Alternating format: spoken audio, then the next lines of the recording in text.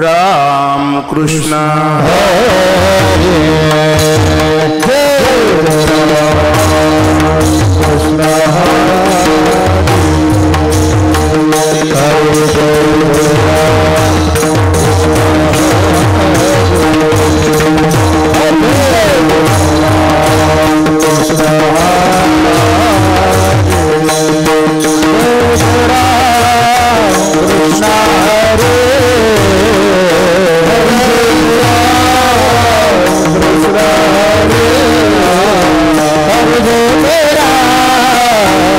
कृष्ण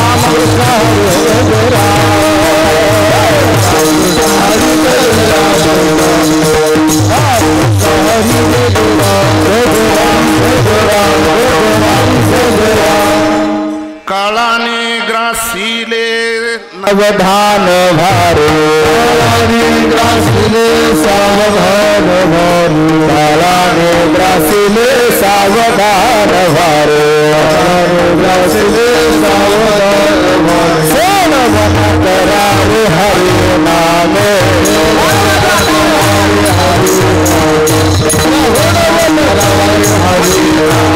कालाने ग्रासिले सावधान भारे ग्रासिले सावधान कालाने ग्रासिले सावधान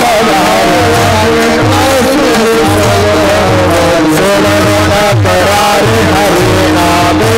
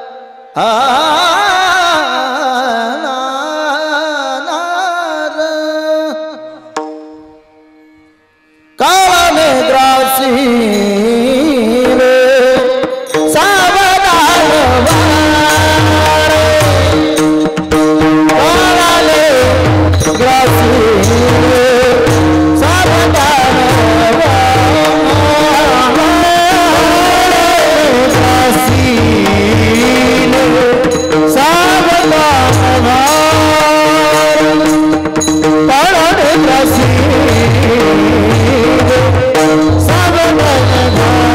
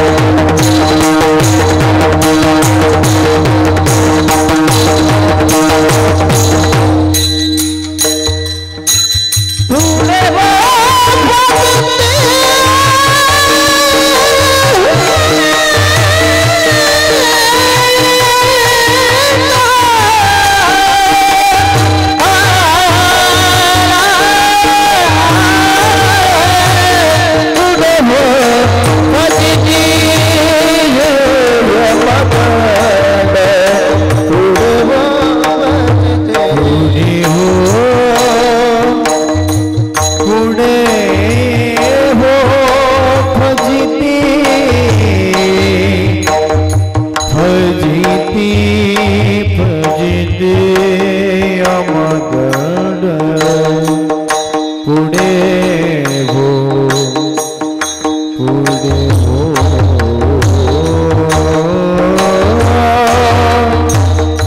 पुढे हो पुढे भजन यमला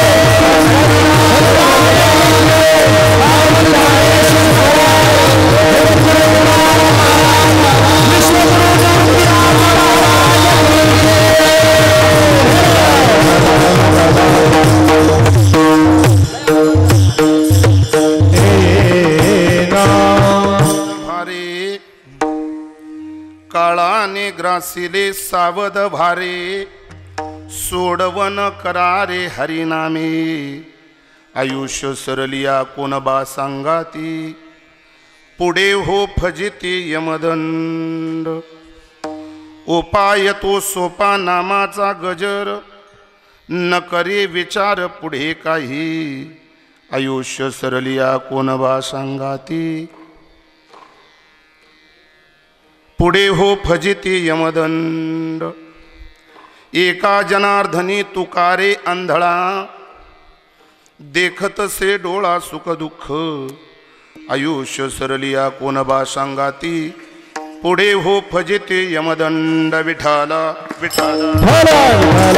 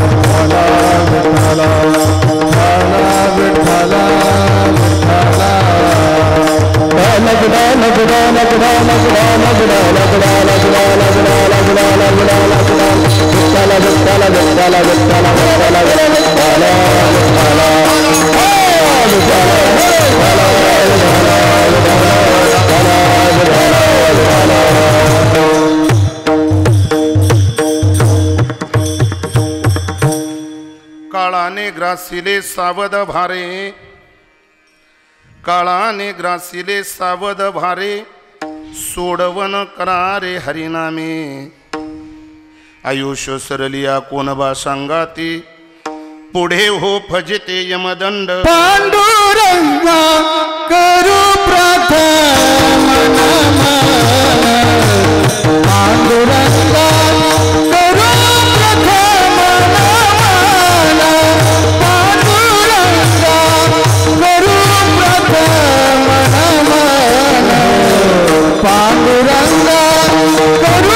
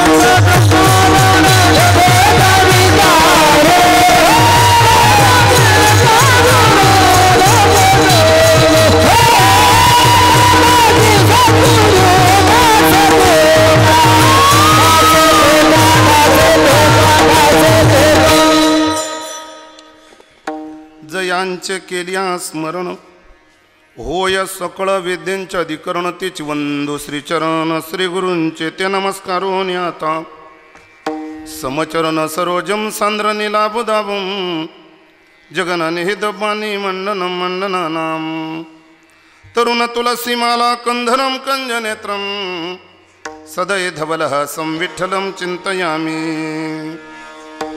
लोकाभिरामं रणरंगधीरं राजीवनेत्रं रघुवंशनाथं कारुण्यरूपं करुणाकरन्तं श्रीरामचन्द्रं शरणं प्रपद्ये मनोजवं मारुततुल्यवेगं जितेन्द्रियं बुद्धिमतां वरिष्ठं वातात्मजं वानरयोधमुख्यं श्रीरामदूतं शरणं प्रपद्ये आकाशतारकलिङ्गं पातालहटकेश्वरं मृत्युलोके महाकालं सर्वलिंगम नमस्तुते ओमेकदंताय विद्महे वक्रतुंडाय धीमहि तन्नो दन्ति प्रचोदयात् सर्वमंगलमांगल्ये शिवे सर्वार्थसाधिके शरण्ये त्र्यंबके गौरी नारायण नमस्तुते नीलंजनं समाभासं रविपुत्रं यमाग्रजं छायामार्तण्ड संभुतं तं नमामि शनेश्वरं मस्तके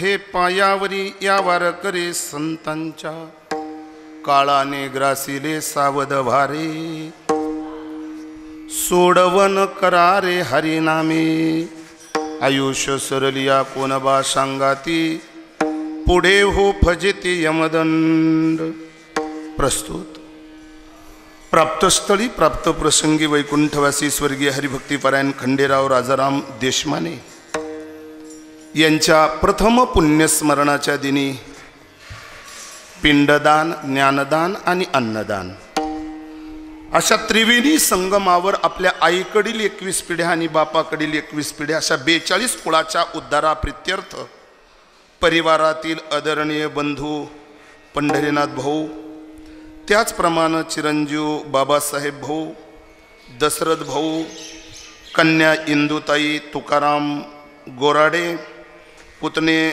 अण्णा भाऊ रमण भाऊ नवनाथ भाऊ साहेबराव भाऊ समाधान भाऊ आणि माधव भाऊ आदी करून नातू पंतू बाबांच्या सुना आणि देशमाने परिवार भावकी सर्वांनी मिळून या ठिकाणी हा नामयज्ञ या ठिकाणी त्यांच्या प्रयत्नातून त्यांच्या श्रद्धेतून आजच्या संकीर्तनाचं नियोजन त्या माध्यमातून उपस्थितांच्या सेवेसाठी गायलेला अभंग सर्वांच्या परिचित नसला तरी प्रसंगाला शोभनीय मानवी जीवाला मृत्यूच्या संबंधाने उपदेश करणारा कसं वागावं कसं जगावं कसं मरावं याची आचारसंहिता सांगणारा पैठण निवासी श्रीमंत साधू शांती ब्रह्मनाथ महाराजांचा अभंग सेवेसाठी निवडला भजन करा विठाला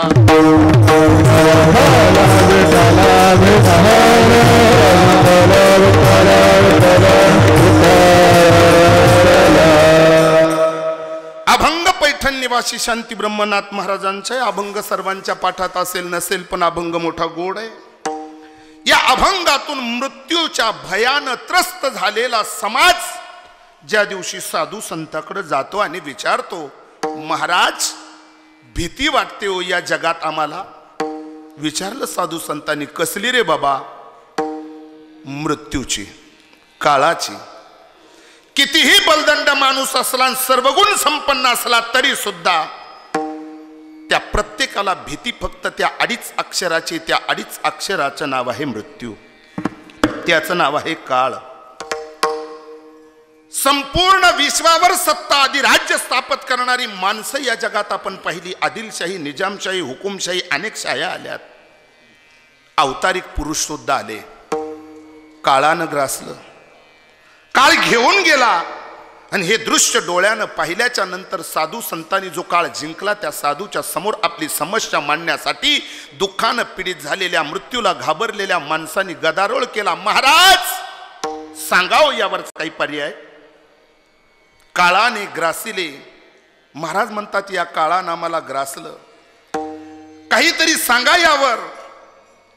महाराज म्हणतात काळानं तुम्हाला ग्रासलंय, काळाची भीती तुम्हाला वाटते, त्याच्यासाठी काय? महाराज म्हणतात त्याच्यावर पर्याय फक्त एकच आहे, सोडवण करारे हरिनामे.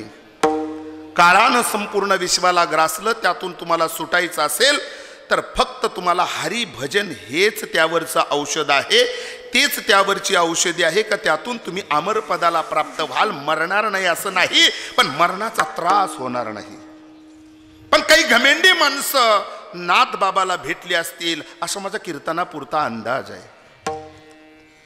ती मस्तीत बोलणारी माणसं म्हणू लागली महाराज आम्ही स्वतःच्या स्वयंपूर्तीनं, आमच्या स्वतःच्या बुद्धी कौशल्यानं, आमच्या संपत्तीचा वापर केला, बळाचा वापर केला तर आम्ही यातून सुटू शकत नाही का? महाराज म्हणता आयुष्य सरलिया कोणबा सांगाती आणि पुढे हो फजिती यमदंड.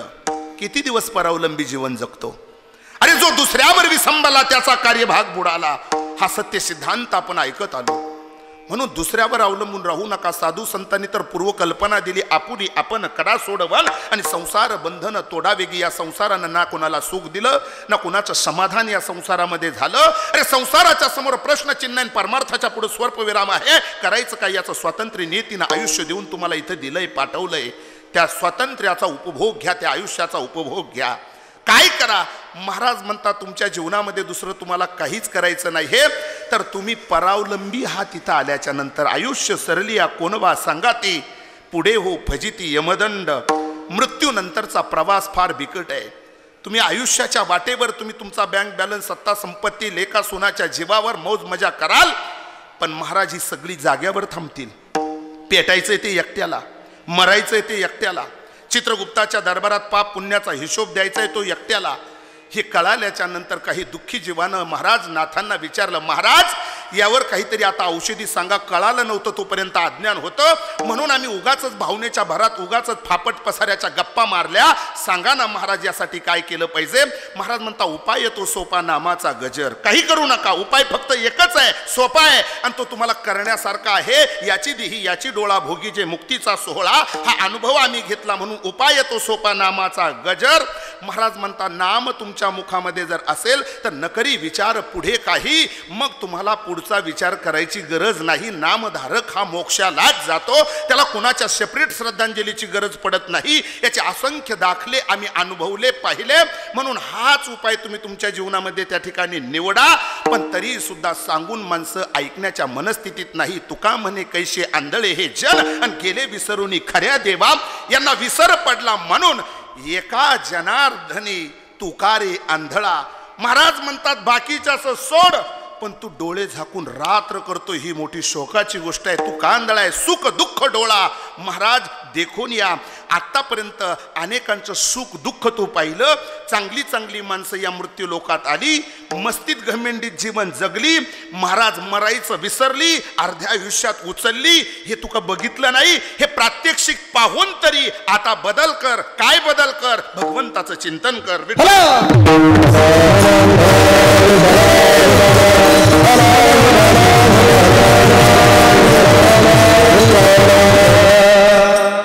अभंगाच्या ठळक बातम्या तुमच्या समोर ठेवल्या. उर्वरित वेळामध्ये अभंगावर चिंतन करण्यापूर्वी देशमाने परिवारातील 2 लेकरांच्या जीवनातलं हरवलेलं पितृछत्र, भावंडाच्या जीवनातलं हरवलेलं बंधुप्रेम, पुतणे आणि नातू पंतू त्यांच्या जीवनामध्ये हरवलेलं जे ते नातं बाबांशी जोडलेलं आहेत. खरं तर आपल्या जीवनामध्ये ज्येष्ठ व्यक्ती कुणाच्याही घरातून जाऊ नये, पण जावंच लागतं, हा या जीवसृष्टीचा नियम आहे. आणि ते अनुसंधान साधून आज पितृऋणातून ऋणमुक्त होण्यासाठी पिंडदान, अन्नदान, ज्ञानदान, वस्त्रदान, अन्नदान करून आपल्या 42 कुळाच्या उद्धाराप्रित्यर्थ वंशजाची कर्तव्यता म्हणून या ठिकाणी बाबांसाठी आजचं हे ज्ञानदान, अन्नदान आणि पिंडदान या ठिकाणी जे समर्पित केलं जात आहे, त्यामध्ये भावकीला साक्षी ठेवून परिवारानं पिंडदान केलं. ब्रह्मवृंदाच्या मुखारविंदातून मंत्रघोषातून त्यामध्ये आता हे ज्ञानदान या ठिकाणी व्हावं, तदनंतर अन्नदान व्हावं, हे उद्दिष्ट डोळ्यासमोर ठेवून गेली वर्षानुवर्षे या देशमाने परिवाराचा आणि माझा एक पारमार्थिक नाळ आणि स्नेही संबंध जो जोडला गेला, त्या माध्यमातून बाबांच्या ऋणातून ऋणमुक्त होताना दसक्रियेच्या दिवशी सुद्धा प्रवचन मीच केलं होतं आणि त्याही वेळेस हा परिवार मोठ्या दुःखात शोकसागरात, कारण वयाच्या 70 ते 75च्या अगलबगल या देव माणसानं आपलं देहावसान केलं. मूर्त हरवली, कीर्त बाकी आहे, सुगंध शिल्लक आहे. त्या कीर्तीला उजाळा देण्यासाठी या परिवाराच्या माध्यमातून बाबांचे नातू तथा देशमाने परिवार सर्व नातूंमध्ये नेहमी संपर्कात राहिलेले किरण दादा आणि त्यांचे सर्व बंधू वगैरे, बाबांचे नातू पुतणे, हा सर्व परिवार अगदी सात्विक आहे, वारकरी संप्रदायाशी जोडलेला आहेत.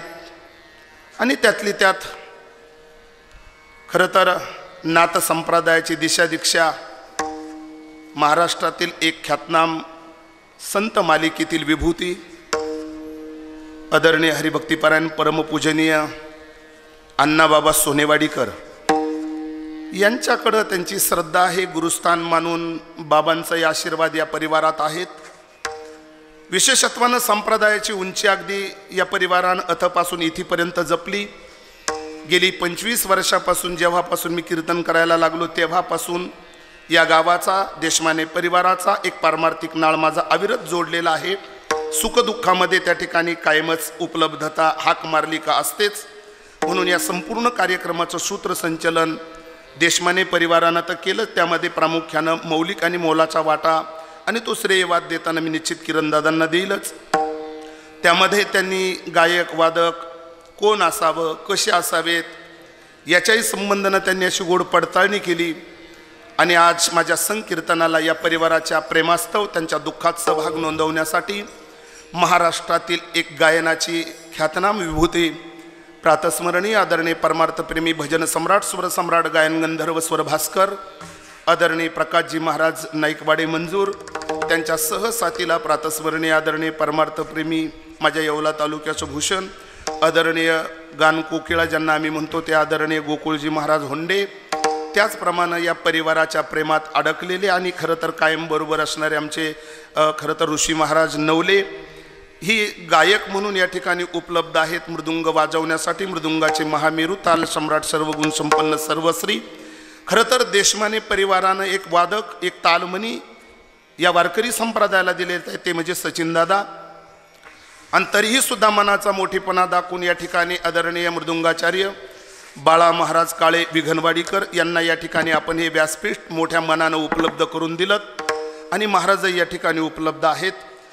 गोड अशी देखणी साऊंड सिस्टम या ठिकाणी या प्रभागामध्ये खरं तर खूप नावाजलेली आणि या हिंदवी लॉन्समध्ये सुंदर सुबक आणि स्वच्छता या लॉन्सची फार चांगली आहे. त्या मालकांना धन्यवाद देतो. गोड असं व्यवस्थापन त्यांनी या कीर्तनासाठी केलं आणि त्या हॉलमध्ये ऑपरेटिंग करायचं काम आदरणीय हरिभक्तिपरायण ज्यांची सिस्टम या ठिकाणी आहे ते दिगंबर भाऊ मोरे, त्यांनाही धन्यवाद देतो. या कार्यक्रमाचं चित्रीकरण या ठिकाणी ज्या चॅनलच्या माध्यमातून आपण करत आहात तुम्हालाही कोटी कोटी धन्यवाद देतो की गेली युगानयुगे चंद्रसूर्य असेपर्यंत गुगलवर हे कीर्तन आपलं कायमस्वरूपी असेल. सांगणारा असो वा नसो, गेलेल्याचं चरित्र आणि चारित्र्य आपल्यासमोर कायम त्या ठिकाणी टिकवून राहणार. यासाठी तुमच्या गोड अशा या चित्रीकरणाला मी वंदन करतो. पंचक्रोशीतील या ठिकाणी तांगडी, खेलदरी आदी करून या परिसरातील जी काही गावं आहेत, शेलू, पुरी, आसरखेडा, आडगाव, या पंचक्रोशीतील सगळीच मंडळी या ठिकाणी अगदी टाळ घेऊन उभे आहेत. प्रास्ताविकामध्ये आदरणीय या ठिकाणी हरिभक्तिपरायण रघुनाना असतील, सुरेश भाऊ असतील, त्याचप्रमाणे आदरणीय ही सर्व मंडळी या ठिकाणी गावातील आहेतच. त्या सर्वांना वंदन करतो. या परिवारातील, देशमाने परिवारातील एक युवा कीर्तनकार आदरणीय माऊली महाराज, त्यांनाही धन्यवाद देतो. पंचक्रोशीतून आलेले सर्व वैष्णव वारकरी, त्यामध्ये आडगावहून आलेले आप्पा आहेत, दोनही चोपदार या ठिकाणी अगदी गोड आहेत. विनेकरी बाबांना धन्यवाद देतो. त्याचप्रमाणे अतिथी म्हणून या कार्यक्रमाची आठवण करून देणारे या परिवाराचे स्नेही संबंधी शिंदे पळसेकर आदरणीय आमचे भाऊसाहेब पाटील आणि त्यांचे स्नेही व्याही आदरणीय भजन सम्राट अर्थात युवा कीर्तनकार आमचे शेवगावून दादा पण गणपत दादा झांबरे तेही कीर्तनकार आहेत. तरीसुद्धा मला काल फोन केला, महाराज तुमचं कीर्तन म्हटलं अशा अशा ठिकाणी खेलदरीला लॉन्सला मी पण येणार आहे, संबंधिक आहे, आपलं स्वागत. त्याचप्रमाणे या ठिकाणी मंडळी उपलब्ध आहेत. युवा कीर्तनकार आदरणीय हरिभक्तीपरायण हर्षल महाराज तेही इथं उपलब्ध आहेत. त्याचप्रमाणे या पंचक्रोशीत कीर्तन कुणाचंही असो, सप्ताहातलं असो वा सुखदुःखाचं कोणतंही असो, त्या ठिकाणी ज्यांची उपलब्धता असते ते आदरणीय हरिभक्तीपरायण आमचे बाळासाहेब काका कवाडे आणि कबाडे काका या ठिकाणी सर्वजण उपलब्ध आहेत. अजून पुढे खरं तर जयरामदादा आमच्या सगळ्या वारकऱ्यांचे मामाश्री सुरेगाव वाबळे मामा म्हणून बाबासाहेब मामा वाबळे हे वारकऱ्यांचा थांबा आहे. ज्या वारकऱ्याला जेवण बाहेर पसंत झालं नाही का त्यांनी मामा मामीला फोन करायचा आणि त्यांनी जेवण द्यायचं वारकऱ्यांना. त्यांनी सांगितलं की माझी मुलगीच तिथं आहे तर मला कीर्तनाला यायचं आहे आणि ते त्यांच्या साधनानं आमचे वाबळे मामासुद्धा या कीर्तनाला उपलब्ध झालेत. त्यांनाही धन्यवाद देतो. अजून सर्व वंदनीय पूजनीय चेहरे माझ्या डोळ्यासमोर आहेत. आता मी स्तुतीपेक्षा वस्तुस्थितीला किंमत देतो आणि वेळेचं जाण आणि भान ठेवून कीर्तनाच्या अभंगाला न्याय देण्याचा प्रयत्न करतो. विठ्ठल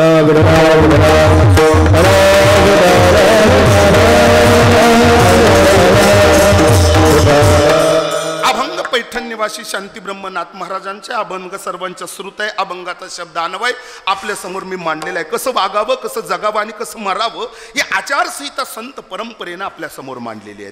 महाराज जगणं, वागणं आणि मरणं या चाकोरीबद्ध जीवन जगल्याच्या नंतर काय मिळतं? महाराज म्हणतात मृत्यूनंतरही ती व्यक्ती या जगात शिल्लक असते. म्हणजे याचा अर्थ असा आहे, व्यवहारात आपण मन ऐकली मरावे परी कीर्तिरूपी उरावे किंवा देहचंदनाचा व्हावा.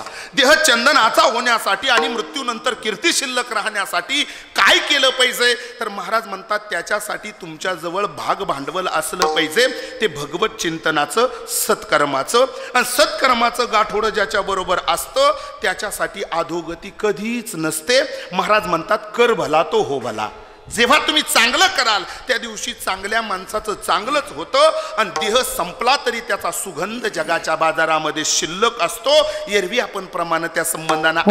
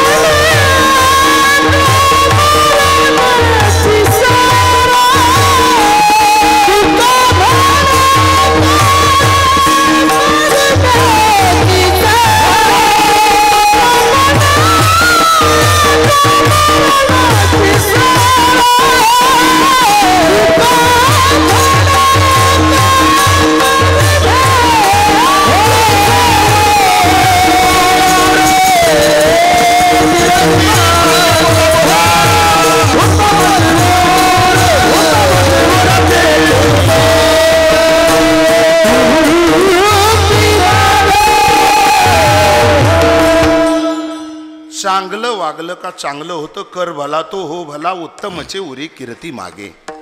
मृत्यूनंतर सुद्धा या जगाच्या बाजारात आपला सुगंध शिल्लक असला पाहिजे. त्याच्यासाठी शास्त्रानं नियत सांगितली. बाबा चंदन उगाळून उगाळून घासून संपून जातं पण चंदनानं कधी आजपर्यंत दुर्गंध दिला नाही. स्वतःचं अस्तित्व संपवलं दुसऱ्यासाठी पण दुर्गंध कधी नाही. भगवंतानं त्याचा कपाळावर लेप दिला म्हणजे भगवंतानं त्याचा स्वीकार केला.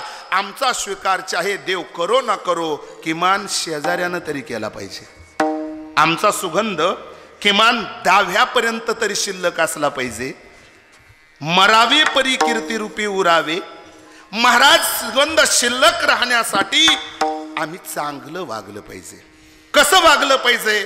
महाराज म्हणतात स्वार्थासाठी जीवन जगतो त्याचं नाव पशु. पुन्हा एकदा ऐका, स्वार्थासाठी जीवन जगतो त्याचं नाव पशु आणि परार्थासाठी ज्याचं जीवन समर्पित केलं जातं त्याला अलगत संत नावाची उपाधी लागते. म्हणून आज विश्वगुरु निवृत्तीनाथांची पुण्यतिथी आहे. आजचा दिवस फार गोड आहे का जो दिवस बाबांनी त्यांच्या वेळेमध्ये साधला, केलेला परमार्थ सार्थकी लागला. आयुष्यभर योग्य दिशेनं माणूस चालल्याच्या नंतर महाराज म्हणतात त्याला मुक्कामाचं गाव दूर नसतं. तुका म्हणे जाऊ सदा वित वाटे आणि भेटे तरी भेटे कोणीतरी, कर भला तो हो भला. म्हणून आयुष्याच्या वाटेवर भगवंतानं मानवी देह तुम्हाला मला प्रदान केला, मोफत फुकट आणि चोखट. वापर व्यवस्थित करा म्हणजे शेवट चांगला होतो. आणि जीवन भगवंतानं तुम्हाला मला जर समर्पित केलं असेल तर ते वापरताना सुद्धा ते विचारपूर्वक वापरा. मरायचं तर प्रत्येकालाच आहे. या मृत्यू लोकामध्ये चर्चा तीच असते दररोज कथा कीर्तनातून. हेच आपण ऐकत आलो, कोण इथं राहायला आलं, कोण इथं राहायला आलं. राहायला कोणीच आलं नाही, पण जाताना बदल करत नाही. शोकांतिक आहे. तेच बेचे पाढेन त्याच गाठी मारायचं काम मरेपर्यंत माणूस करतो.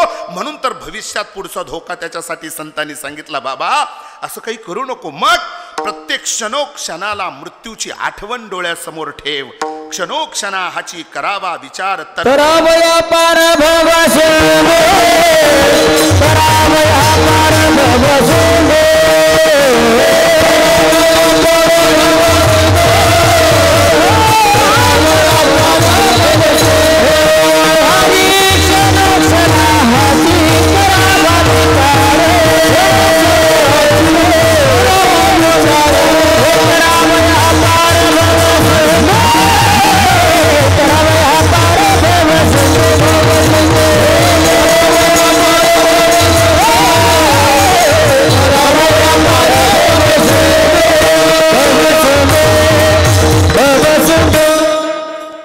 तुम्ही गात राहावं, आम्ही ऐकत राहावं. प्रमाण पाहिजे तेवढी होतील. हॉलमध्ये सुद्धा आवाज गोड आपण देत आहात.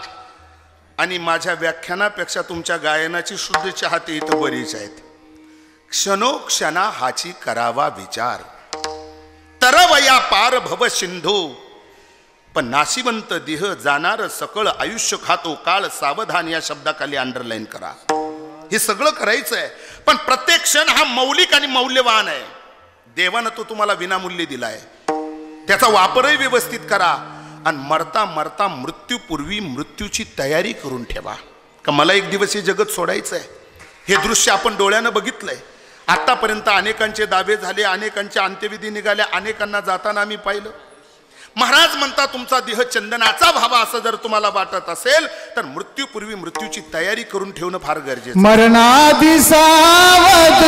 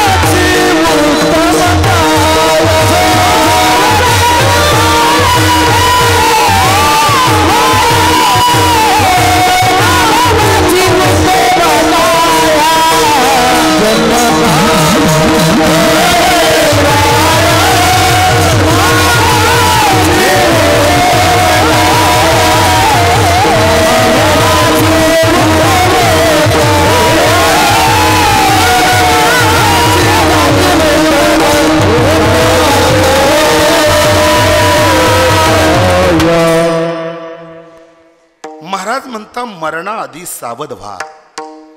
मरण येत नाही तोपर्यंत सावधान.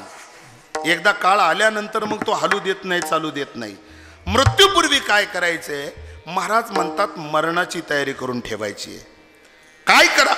महाराज म्हणतात कीर्ती करून मरा, सुगंध सोडून जा, का जेणेकरून तो सुगंध तुम्ही गेल्यानंतर दरवळत राहील. त्याचा स्वाद, त्याचा आदर्श, तुमचे संस्कार या जगतामध्ये शिल्लक असतील. पैसा अडका, जमीन जुमला नाही सांगितला. मग ते संस्कार तुमचे शिल्लक असले पाहिजे. तुम्ही समाजासाठी दिलेलं योगदान तुमचं शिल्लक असणार आहे. तुम्ही केलेला परमार्थ तुमच्या जीवनातला शिल्लक राहणार आहे. मरताना तुम्ही सदगतीला प्राप्त व्हाल असं काहीतरी करा. पण माणसं असं करत नाही. मरणापूर्वी हा विचारही करत नाही. महाराज म्हणतात मग मरतात अधोगतीनंच. तुका म्हणे बरवेन सत्कीर्तीनं मरावे. सत्कीर्तीनं मरत नाही, अधोगतीनं मरणारे आम्ही बघितले. महाराज म्हणतात मृत्यू हा मानवी जीवनातला जिवलग सखा आहे. संसाराचं व्यवस्थापन करत बसल्यापेक्षा मृत्यूची तयारी तुमच्या जीवनामध्ये तुम्ही केली पाहिजे. मरण सुलभ झालं पाहिजे, मरण गोड झालं पाहिजे. गोड होणं म्हणजे काय? महाराज माऊली ज्ञानोबरायांनी त्याला दिशा देताना गोड पद्धतीनं ओवी वापरली. का झाकलिया घटीचा दिवा, नेनो काय झाले केवा. या रीती या न्यायानं दिवा लावणाऱ्याला कळू नये दिवा केव्हा विझला. मरण असंच असावं. 100 पूर्ण करून मेला म्हणजे लय पुरुषार्थ केला असं काही नाही. माऊली ज्ञानोबरायानं वयाच्या 22 वर्ष राहिले, पण पुरुषार्थ जीवनातला केवढा मोठा आहे. जगद्गुरु तुकोबराय वयाच्या 42 वर्ष राहिले, पुरुषार्थ केवढा मोठा आहे. याचा अर्थ असा आहे मरण सुलभ करण्यासाठी त्यांनी आयुष्याचा वापर व्यवस्थित पद्धतीनं केला आणि जाण्याची वेळ ठरली त्यावेळेस आनंदानं त्याचा स्वीकार केला. मरणाचा त्रास झाला नाही. मग आम्ही काय केलं पाहिजे? महाराज म्हणतात तुमचं जीवन निष्कलंक असलं पाहिजे, तुमचं चारित्र्य निष्कलंक असलं पाहिजे. का तिथं चित्रगुप्ताला तुमच्यावर ऑब्जेक्शन घेण्याची गरज पडली नाही पाहिजे. बरोबर आहे? इतकं सुंदर जीवन असलं पाहिजे. मग कसं असलं पाहिजे? मग त्या मृत्यूच्या प्रक्रियेमध्ये माऊली ज्ञानोबरायानं तुमच्या सगळ्यांच्याच परिचयाचा दृष्टांत दिला हरिपाठ नावाच्या ग्रंथात. माऊली ज्ञानोबरा म्हणता ए माणसा, कापूर बघितलास का रे तू? हो बाबा बघितला. कसा आहे? म्हणले स्फटिकासारखा सफेद. जीवन तसं निष्कलंक असलं पाहिजे, क्लीन असलं पाहिजे. यातून फक्त बोलण्याचा हेतू एवढाच आहे. जीवन तसं महाराज नुसतं क्लीन असून नाही, गुणाचं बोला. मग त्यांनी गुण सांगितले त्या कापराचे. हवेत ठेवला बाष्पीभवन, पाण्यात टाकला द्रवरूप, अग्नी लावला अग्निश इनवाल. कार्य संपलं महाराज, समाप्ती त्याची होते. बघा तुम्ही, कापूर जर तुम्ही हवेत ठेवला तर तो उडून जातो, पाण्यात टाकला तर द्रवरूप होतो, आणि जर अग्नी लावला तर तो अग्निशी इन्व्हॉल्व होतो. माणसाचं जीवन कसं असावं असं जर विचारलं तर त्याचं एकच उत्तर आहे, पाणी तेरा रंग कैसा जिसमे मेला वैसा. जसं जीवन असंच असलं पाहिजे. मग कापूर आता पेटवला, काही क्षणात ती ज्योत विझली. विझल्यानंतर एक नास्तिक माणूस मंदिरच्या बगलनं गेला. आता अग्नीही प्रज्वलित नाही आणि कापूर पेटवलेल्या जागेवर राखही शिल्लक नाही. पण तो नास्तिक माणूस पुजाऱ्याला बोलला, बाबा इथं कुणी कापूर पेटवला का हो? पुजाऱ्यानं त्याला विचारलं, बाबा ज्योतही शिल्लक नाही आणि राखही नाही, कसं राव ओळखलं? मग त्यानं उत्तर दिलं,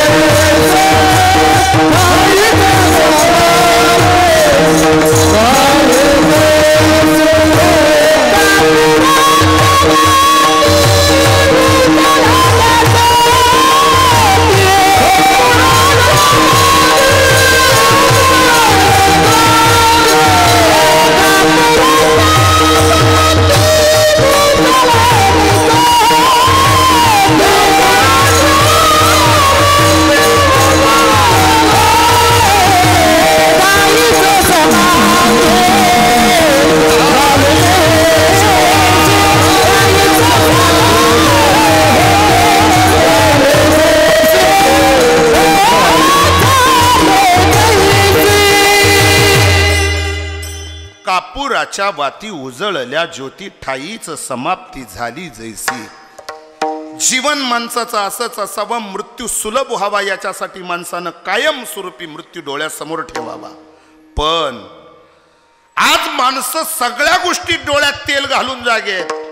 प्रत्येक ठिकाणी माणूस दक्ष आहेत, पण मृत्यूच्या संबंधामध्ये माणूस मरायचंच विसरला. तुम्ही आपण सगळीजण मरायचं विसरलो. तुम्ही म्हणाल कसं काय? ज्या अर्थी मोबाईलला बॅलन्स 3 महिन्याचा वापरतो त्या अर्थी घमेंडी आहे. 3 महिने जगूच्याची गॅरंटी आहे का? आपण वर्षानुवर्षाच्या पुढच्या वर्षाची तयारी आज करून ठेवतो म्हणजे कशासाठी? कारण ते उपभोगायला मिळावं म्हणून. महाराज म्हणता बाबा केवढा मोठ्या घमेंडीत जीवन जगतो मानव. पराधीन आहे जगणं आणि मरणं या दोन गोष्टीमध्ये. विज्ञानानं फार प्रगती केली. चंद्रयान 3 चंद्रावर गेलं, तिथलं क्लायमेट इथल्या लोकांना दाखवलं. ही प्रगती केली विज्ञानानं, मानावीच लागेल निश्चित. पण दोन गोष्टी नियतीनं भगवंतानं मानवाच्या स्वाधीन केल्याच नाही, करणारही नाही भविष्यात. काय? एक जन्म आणि मरण. दोन गोष्टीमध्ये मानव पराधीन आहे. जन्म आणि मरण या दोन गोष्टीमध्ये मानव पराधीन आहे. का? जन्माला येताना मी श्रीमंत घराण्यात जन्माला यावा असं प्रत्येकाला वाटतं. मी राजघराण्यात जन्माला यावं हे प्रत्येकाला वाटतं. कोणाला वाटतं माझा जन्म झोपडपट्टीत व्हावा, दरिद्री कुटुंबात व्हावा? वाटतं प्रत्येकाला मी राजघराण्यात जन्माला यावा.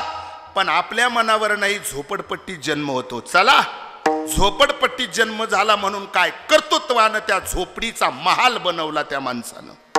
म्हणून कधीतरी भावनेच्या भरात माणसं सहज बोलतात, अहो बापाच्या टायमाला 18 विश्व दारिद्र्य, पण पोरांनी शून्यातून उभं केलं म्हणजे झोपडीचा महाल झाला. झोपडीचा महाल झाला. आता जर म्हटलं तर नातलगत चर्चा असते आमच्या नातेसंबंधात, तो अमुक अमुक माणूस दादा फार श्रीमंत आहे, लय श्रीमंत. मग दुसरा म्हणतो किती श्रीमंती? फक्त वाघिणीच नाही, एवढी श्रीमंती, एवढा श्रीमंत आहे. पण त्या श्रीमंत माणसाचा चेहरा जर तुम्ही वाचला तर तो पडलेल्या चेहऱ्यानं, दुःखित चेहऱ्यानं समाजामध्ये जेव्हा फिरतो तेव्हा माणसं सहज विचारतात, का हो चेहरा पाडून का? तो म्हणतो महाराज खूप कष्टानं सगळं कमवलं पण घर भरलं आणि तोंड धरलं. याचा अर्थ असा आहे, कमावणं तुमच्या हातात आहे, खाऊ द्यायचं का ना खाऊ द्यायचं, राहू द्यायचं का ना राहू द्यायचं. मानव इथं पराधीन आहे, पराधीन. तो माणूस इथं पारतंत्र्य आहे, पारतंत्र्य. महाराज म्हणतात जगणं आणि मरणं तिथं पारतंत्र्य. जन्माला येताना स्वातंत्र्य नाही. आगाकर्मी जे उरावे हा न्याय लावून घ्या. आपल्या मनात नसताना या मृत्यू लोकात यावं लागलं, बरोबर आहे. इथं आल्याच्या नंतर सुद्धा महाराज आम्ही या मृत्यू लोकामध्ये स्वतंत्रपणे जीवन जगायला पाहतो, पण तरीही सुद्धा आम्हाला इथं स्वतंत्रपणे जीवन जगता येत नाही, कारण हा मृत्यू लोक आहे. महाराज म्हणता बाबा मृत्यूला तुम्ही विसरला, मरणाची कार्य नाही आठवण. का मरायचं विसरलात? अरे जगातलं पहिलं सत्य आहे, त्या सत्याचं नाव आहे मृत्यू. मरण हे जगातलं पहिलं सत्य आहे. ज्याला कळालं त्यांनी त्यांच्या जीवनामध्ये बदल केला. आणि जे तुमच्या माझ्यासारखे विषयांध झालेले पामर जीव संसारातच सुखाचा शोधाशोध करायला लागली, ती स्वतः मृत्यूच्या संबंधानं त्रस्त झाली. त्रस्त झालेल्या लोकांनी विचार केला की हे सगळं कमवलं पण यातून काही आम्हाला नेता येत नाही, मरावं लागतं, हे तितकं सत्य आहे. तर याचं कारण काय? तर त्याचं कारण आहे हा मृत्यूलोक आहे. आणि मृत्यूलोकानं दुःखानं पीडित झालेल्या, त्रस्त झालेल्या या मरणाच्या भीतीपोटी काही लोकांनी भगवंताकडे तक्रार करण्याऐवजी साधू संताकडे गेल्याने सांगितलं, महाराज याच्यावर तुम्ही आम्हाला काही पर्याय सांगाल का? काय? मग त्यांनी विचारलं तुमची समस्या काय, प्रश्न तर ऐकू द्या. मग तो प्रश्न त्यांनी ऐकवला. ते अभंगाचं पहिलं चरण. काळाने ग्रासिले सावध भार, काळाने ग्रासिले सावध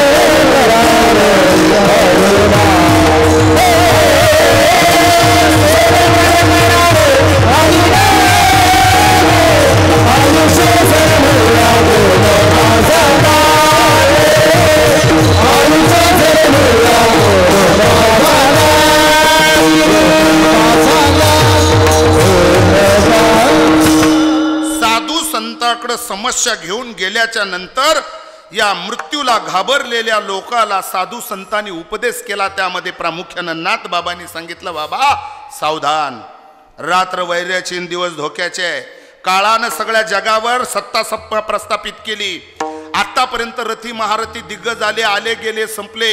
तू तुझ्या डोळ्यानं बघितलं. दिवसा नको, रात्री नको, घरात नको, दारात नको, पशुकून नको, मानवाकून नको, शस्त्रान नको, आसरा नको, मरणच नको. तो ही गडी संपला. महाराज म्हणतात रथी महारथी लोमहर्षापासून तर मार्कंड्यापर्यंत, ब्रह्मदेवापासून तर रावणापर्यंत मोठमोठ्याची लिस्ट आम्ही पाहिलं. काळानं या लोकाला ग्रास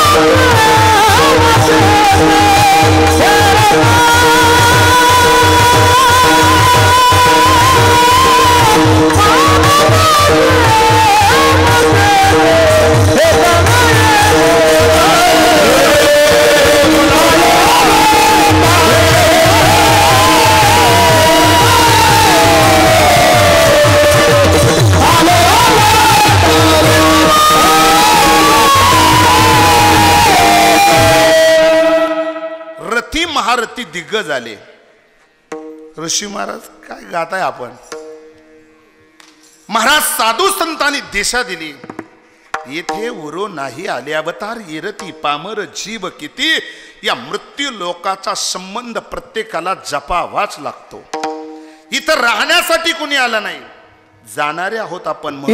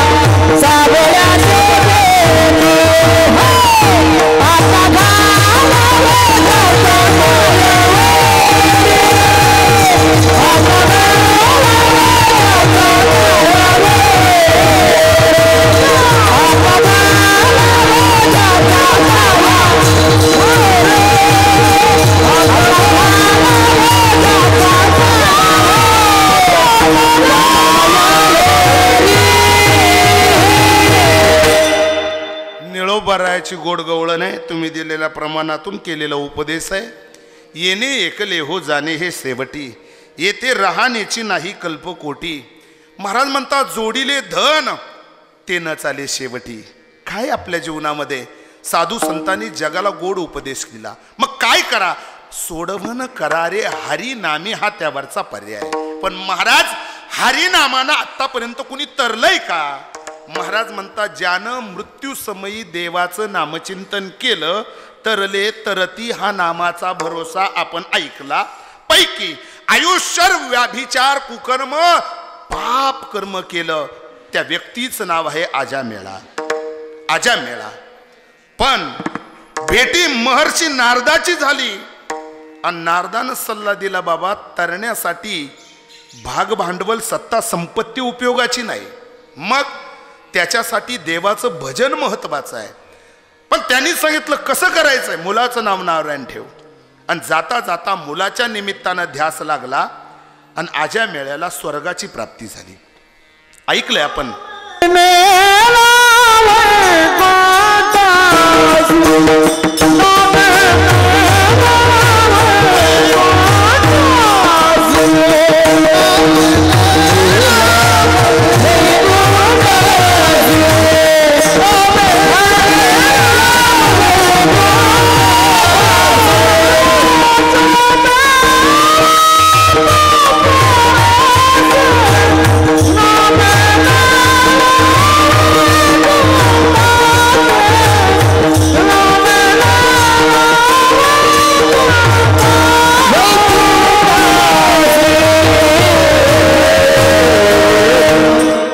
आज्या मेळा पापरासी नामे नेला वैकुंठासी, नामानं तो वैकुंठाला गेला. मग काही जाणकारांनी देवाकडे अपील केलं, तत्वाचा वाद केला. मिळून या संत जन करू देवासी भांडण, या न्यायानं भांडण केलं. आणि मग सांगितलं, देवा न्याय नाही रे तुझ्या दरबारात, पुढचं प्रमाण तुमचं पाठ आहे. पुण्यवंत पाताळ लोकी नेला, काटा बाराकडे गेला. महत्वाचा मुद्दा आहे. मग अपील केल्यानंतर विचारलं, बाबा हे असं कसं घडलं, या ठिकाणी आज्या मेळ्याला तिथं का नेलं. मग भगवंतानी सांगितलं की माझं ब्रीद वाक्य आहे, जो जाताना माझं भजन करतो तो मलाच प्राप्त होतो. म्हणून किमान त्या मृत्यूची आठवण डोळ्यासमोर ठेवून अंतकाळाच्या वेळेस ज्यानं भजन केलं तुको म्हणे सुखा पार नाही, तुका म्हणे सुखा पार नाही.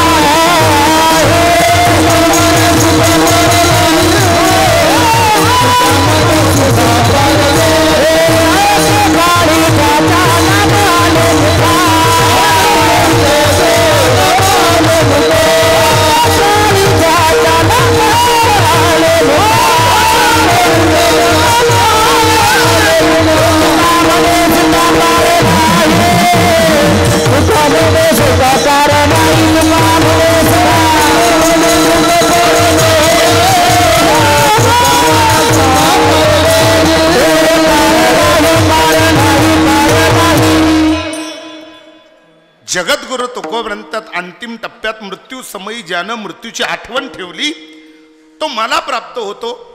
म्हणून काळाने ग्रासिले सावध भारे आणि सोडवण करारे हरिनामे. तिथं सोडवणुकीसाठी तुमच्या बरोबर नामचिंतनच लागतं, पारमार्थिक भांडवलच लागतं, सत्कर्मच लागतं, पुण्यच लागतं. पाप्याची पितर यातून सुटू शकत नाही. म्हणून सोडवण करारे हरिनामे. पण काही घमेंडी माणसं शांती ब्रह्मनाथ महाराजांना भेटले असतील असा माझा अंदाज आहे. महाराज तुम्ही सांगतात की हरिनामाची नामानं सोडवणूक होते. सोडवणूक करण्यासाठी मग त्यांनी सांगितलं, बायका मुलं आप्त इष्ट सोयरे दायरे गडबगंजे सगळी माणसं, गल्लीपासून दिल्लीपर्यंत वसेल आहे, ही माणसं मला मृत्यू समयी मदत करू शकत नाही का. महाराज म्हणजे सोड, स्वजन आणि गणगोत उपाय नाही रे चालत, काही नाही चालत. मग मृत्यू समयी आयुष्याच्या शेवटी ज्यांच्या घमेंडीवर तू जगतोस ना, हीच तुला धोका देणार ही धोकेबाज आहे. सोड. आयुष्य सरल्यानंतर कोण आयुष्य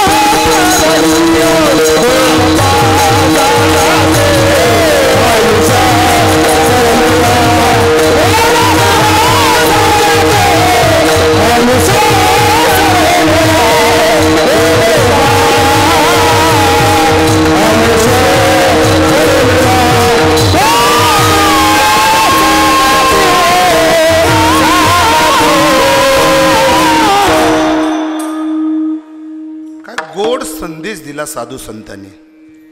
आयुष्य सरलिया कोणबा सांगाती, पुढे हो फजिती यमदंड. एकदा आयुष्य संपलं, राहणं संपलं, खाणं संपलं, पिणं संपलं, इथल्या अन्न त्याला इथं थांबता येत नाही, जावंच लागतं. हा या मृत्यू लोकाचा नियम आहे. महाराज म्हणता पण जाताना काय नेलं त्यानं बरोबर? राजाराम बाबांनी काही नेलंय का? खंडेराव भाऊ काय नेणार आहे? त्यांनीही काही नेलं नाही. आमच्या मागच्या पिढ्या फक्त तुमच्या माझ्या संसाराचं व्यवस्थापन करत आल्यात, तुमच्या माझ्यासाठी जगले, हव्यास प्रपंचाचा धरला. आयुष्य मिळून परमार्थ जीवनामध्ये आम्ही नाही केला. उरलाय तो फक्त जाताना पश्चाताप. काय नेलं आम्ही बरोबर? आयुष्य सरलिया कोण बा सांगाती. कोण आमच्या बरोबर आलं ज्यांच्यासाठी आम्ही आमचं स्वतःचं जीवन व्यतीत केलं? उद्या तुम्ही आपण सुद्धा रात्रंदिवस पळपळ पळतो, नोकरी, व्यवसाय, उद्योगधंदे, साईड बिझनेस, अनेक प्रमाणात कामं करतोय. फक्त पैसा कमवायचा आहे, जितकं पोटाला लागत नाही त्यासाठी आम्ही सगळं करतोय. आम्ही बरोबर काय नेणार आहे आणि आमच्या बरोबर कोण येणार आहे? सुभाषितकाराने तर गोड दिशा दिली. धनानी भूमून पशुवच गोष्टी भार्या गृहद्वार जनस्मशानी देह चितायाम परलोक मार्गेन कर्मानुगोजीव गच्छेत ये कहा. आपल्या जीवनामध्ये कोणीच बरोबर येत नाही. ही सगळी बघ्याची भूमिका घेणार आहे. बळे बांधून या देती काळा हातीन भूषे नेहे घेती काढून या. मग बरोबर येतं काय? तुम्ही केलेल्या चांगल्या कामाची पावती. त्याला शास्त्रकारांनी संतांनी सांगितलं, तुमचं कर्मच तुमच्या बरोबर येतं. गीता सांगते. आणि कर्माची फळच जीवनात चाखावी लागतात. जैसे जाचे कर्मा तैसे फल दे तुझे ईश्वर. जैसे जाचे कर्मा तैसे फल दे तुझे ईश्वर. जैसे जाचे कर्मा तैसे फल दे तुझे ईश्वर. जैसे जाचे कर्मा तैसे फल दे तुझे ईश्वर. जगी जीवनाचे सार वावतारणी सत्वर. जगी जीवनाचे सार घ्यावे जाणे सत्वर. जैसे जाचे कर्मा तैसे फल दे तुझे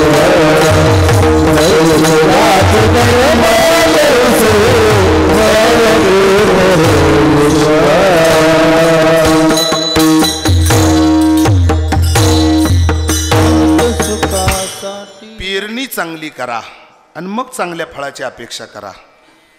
कर्म तुम्ही जर तुमच्या जीवनामध्ये वाईट करत असाल तर ते दुःखाच्या रूपानं तुमच्या जीवनामध्ये तुम्हाला भोग द्यायला येणार आहे.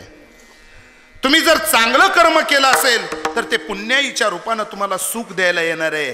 आणि या सुख आणि दुःखाच्या तटातूनच आपली ही नौका पैल तीराला जाणार आहे. जन्म गावावरनं निघालेला जीवरूपी प्रवासी हा मृत्यू गावाला चाललाय. पण दोन तट आहे, एक सुखाचा आणि एक दुःखाचा. या नौकेमध्ये बसल्यानंतर जाताना कधी जीवनामध्ये सुख आहे तर कधी दुःख आहे. पण सुख दुःख जीवनामध्ये आम्ही का उपभोगतो तर त्याचं उत्तर आहे आम्ही मागे करून ठेवलं आणि ते आज आम्ही उपभोगतोय. केलेल्या कर्माची परतफेड करण्यासाठी भगवंतानं मानवाला पुनर्जन्म दिला. मग चाहे तो कुत्र्या मांजराचा जन्म मिळाला असेल, सुदैवाने आम्ही माणूस म्हणून आलो. माणसासारखं जगावं, माणसासारखं वागावं, संत आचरणाची जगण्याला पुष्टी द्यावी आणि मरताना देव नावाची संज्ञा त्यानं प्राप्त करून घ्यावी. समाज म्हटला पाहिजे तो माणूस देव होता. मृत्यूनंतर समाज म्हटला पाहिजे तो माणूस देव होता. देव होण्यासाठी काय करावं लागतं? लक्षणं चांगली लागतात. लक्षणं चांगली लागतात चांगल्या पद्धतीनं. म्हणजे जे जे भेटे भूत ते ते मानी जे भगवंत. बस याच्या पुढे शब्द नाही. माणसाचे जीवन क्लीन, अंतकरण क्लीन असलं पाहिजे. समाज चांगला दिसतो त्याला. पण आतून जर कचून विषय भरलेले असतील तर देव आणि संत मिळाले तरी दुश्मन वाटतात. माणसाच्या जीवनामध्ये एवढाच बदल करायचा आहे, दुसरा काही बदल करायचा नाही. तुम्ही प्रपंचाचा गाडा किती ओढला, तुम्ही काय काय कमवून ठेवलं, याच्यापेक्षा तुम्ही कसे वागले याला किंमत आहे. सहज माणूस म्हटला पाहिजे बांधा शेजारी बांध, पण कधी मुखातून शिवी नाही ऐकली. नातेसंबंधाच्या सुखदुःखात तो माणूस पहिल्यांदा उपलब्ध असायचा, उपस्थित. गावचा सप्ताह पहिली वर्गणी त्याचीच. ही सदाचारी माणसाची लक्षणं आहे. मी त्याच्यात कुठं बसतो? याचं आत्मपरीक्षण लोकांकडून केल्यापेक्षा स्वतःच केलं पाहिजे की बाबा मी त्या लाईनमध्ये आहे का.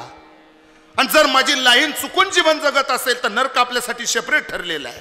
आणि जर तुम्ही त्या योग्य पद्धतीने जात असाल तर स्वर्गात तुमच्यासाठी दरवाजा खुला असेल. म्हणून मृत्यूपूर्वी 2 ओळीला इतिहासात जागा राहील अशा पद्धतीने जीवन जगावं. जीवन खूप सुंदर आहे. जन्म गावावरनं निघालेला जीवरूपी प्रवासी हा मृत्यू गावाला चाललाय. जन्म आणि मरण या दोघातलं अंतर नीतीनं मोफत फुकट चोकट वापरायला दिलं. त्याचा वापर व्यवस्थित करा आणि जाताना फक्त एकच ध्यानात ठेवा, ज्याची तुझं गुंती ते तुझं मोकली ती अंती. शरीर संबंधाचे नाते बोरड्यात बुडवी ती शेताते. अरे आयुष्य सरलिया कोण बा सांगाती, पुढे हो फजिती यमदंड.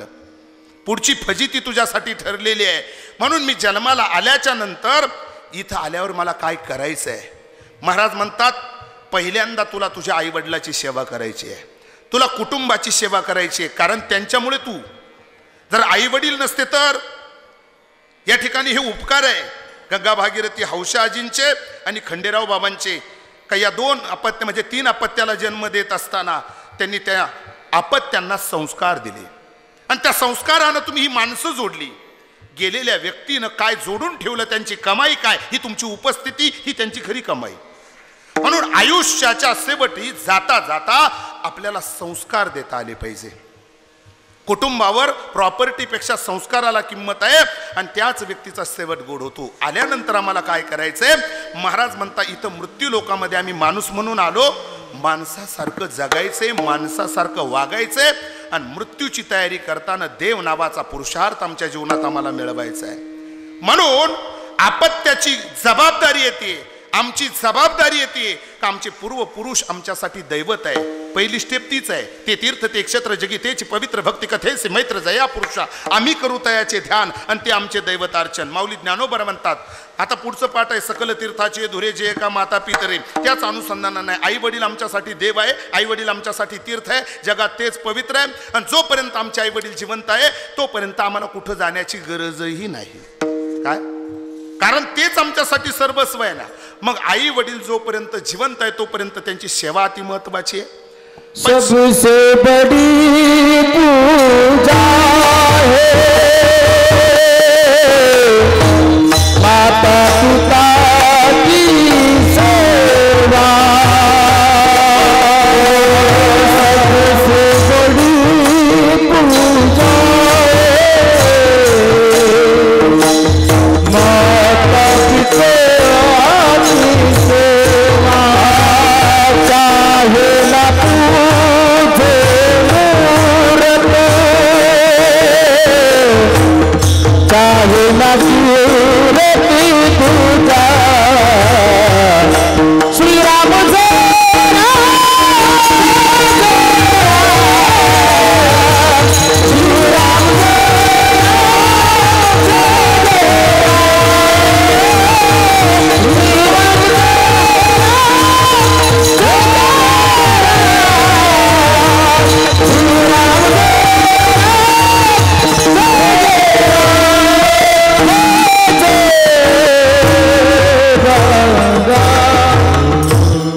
आम्ही खऱ्या सेवेपासूनच प्रकाश महाराज खरं बाजूला गेलो. साधू संतांनी वेळोवेळी आम्हाला टिपणं दिलीत. साधू संतांनी आम्हाला सावध करण्याचा प्रयत्न केला की बाबा तुझं गावच तीर्थ आहे, कशाला बाहेर जातो, तुझे आई वडीलच तुझ्यासाठी दैवत आहे. मी तर नेहमी सांगत असतो माऊली, बाप म्हणजे पंढरीचा पांडुरंग, आई म्हणजे आमच्या देवघरातली रुक्मिणी. पण पुढचं सांगतो, कळायला पुंडलिक लागतो, कळायला पुंडलिक लागतो. नावाचे पुंडलिक रेशन आधार कार्डाला भार पाठीवर आहे, कृतीचा पुंडलिक सेवेचा पुंडलिक नाहीये. आणि आज संस्काराची गरज आहे. ते संस्कार जीवनामध्ये असले पाहिजे का ज्यांना ज्यांच्या जीवनामध्ये बाप कळाला पाहिजे. आणि म्हणून ही झाडाझडती आज काही समजू नका आम्ही हे केलं म्हणजे मिटलं इथंच, अजिबात नाही. मग महाराज म्हणता काय जाब देशी यमदूता. पुढे तुला सांगायचंय, सेवेला घेतलेल्या अभंगाच्या ध्रुवपदाच्या उत्तरार्धामध्ये हाच सल्ला दिला, आयुष्य सरलिया कोणबा सांगाती, पुढे हो फजिती यमदंड. मग यमाचा आणि आमचा संबंध काय? चला हरिपाठाकडे नेतो तुम्हाला, म्हणजे तो संबंध सांगतो. ज्या दिवशी चित्रगुप्त तुम्हाला इहलोकाची यात्रा संपवल्याच्या नंतर, गंधमुक्ती झाल्यानंतर त्याला तो विचारतो, बाबा येथे येऊनी केले काही विठ्ठलू नाही आठविला, अरे मुडा भाग्यहीन गेलासी पतना मोह भ्रमे, नाही केली सुटका काही याच प्रवाही पडिला. पुढचं तुमचं पाठ आहे. चला महत्वाचा मुद्दा आहे. हे विचारल्याच्या नंतर त्याला काय उत्तर देणार आहे? मग पहिल्यांदा यम त्याला हेच विचारतो, बाबा जन्मदात्या आई वडिलांच्या माध्यमातून ही जग दुनिया तू पाहिली, कधी तू तुझ्या आई वडिलाची सेवा केली का? तो म्हणतो अजिबात नाही. मग जाऊ दे आई वडिलाची सेवा नाही, पण कदाचित या भगवान परमात्म्याचं चिंतन नामचिंतन तू केलंय का? पुण्याची बाजू म्हणून, जमेची बाजू म्हणून. तो म्हणतो देवाचा आणि माझा कधी संबंध आला नाही. मग पशुसारखा जीवन जगल्यामुळे महाराज म्हणतात, हरीच्या विना नामचिंतना विन ज्याचं जीवन जगलं जातं त्याला त्याचा त्रास पुढे उपभोगावा लागतो, त्याचा जन्म निरर्थक जातो. माऊली ज्ञानोबरायांना हरिपाठामध्ये गोड दिग्दर्शन यमाचा पाहुणा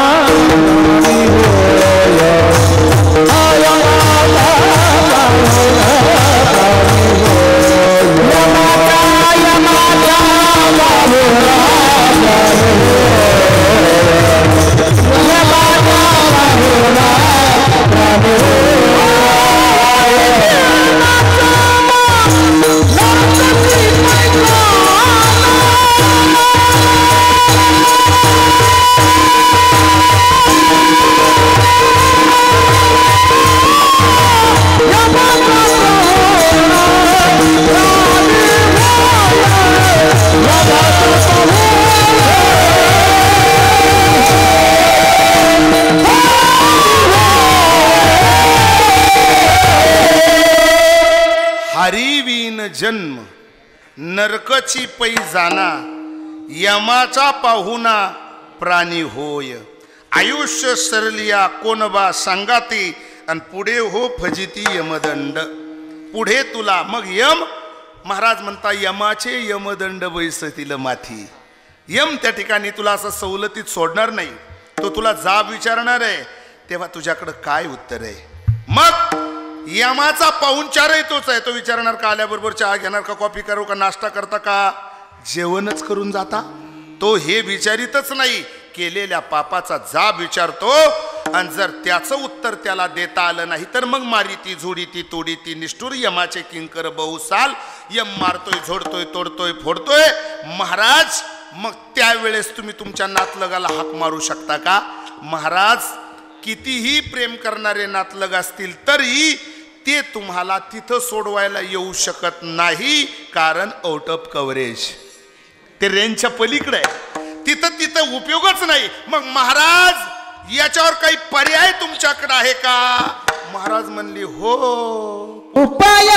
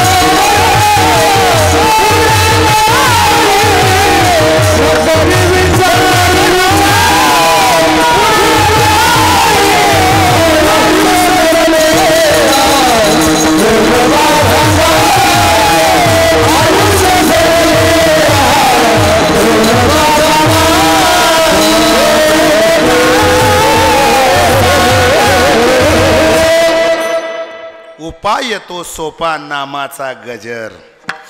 मरण सुलभ व्हावं या 2.5 अक्षराचा त्रास होऊ नये असं वाटत असेल तर, मृत्यू समयी नातलग उशा पायथ्याला बसून उपयोगाचं नाही, तर मृत्यू समयी तुमच्या मुखात देवाचं नामचिंतन असलं पाहिजे.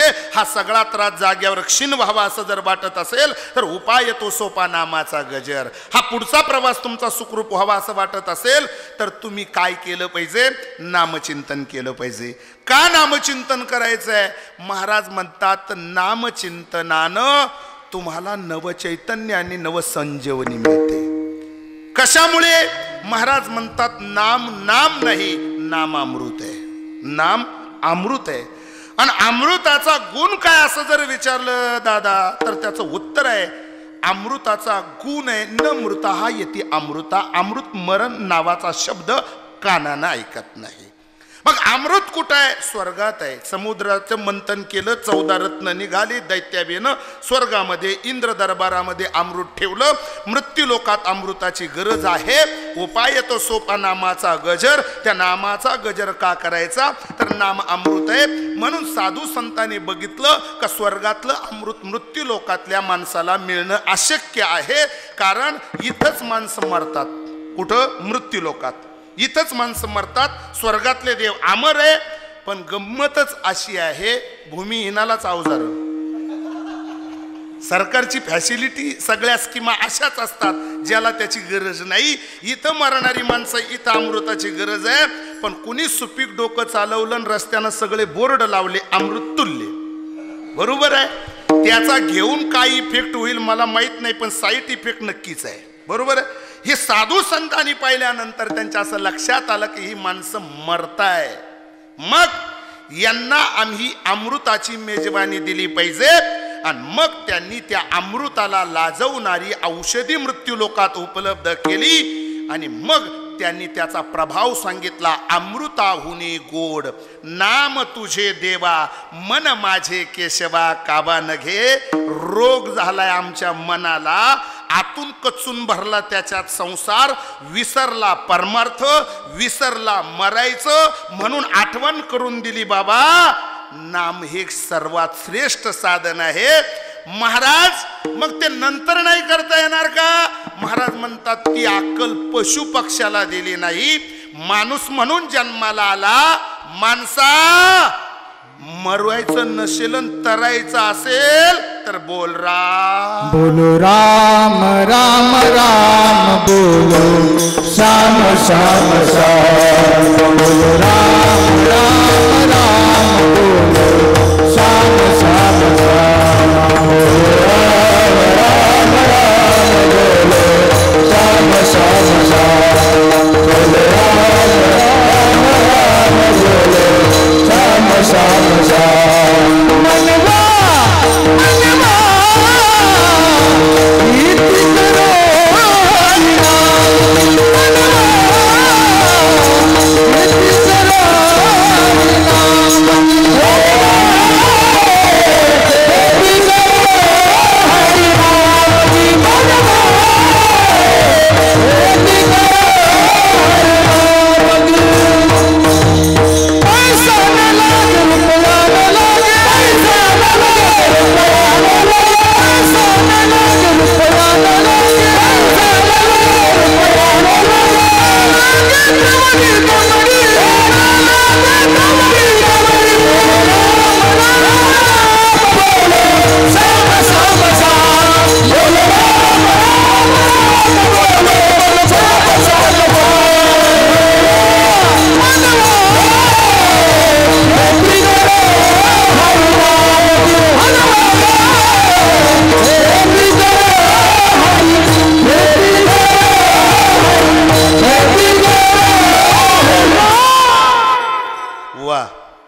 मरायचं अगोदर तुम्ही ही साधना करा.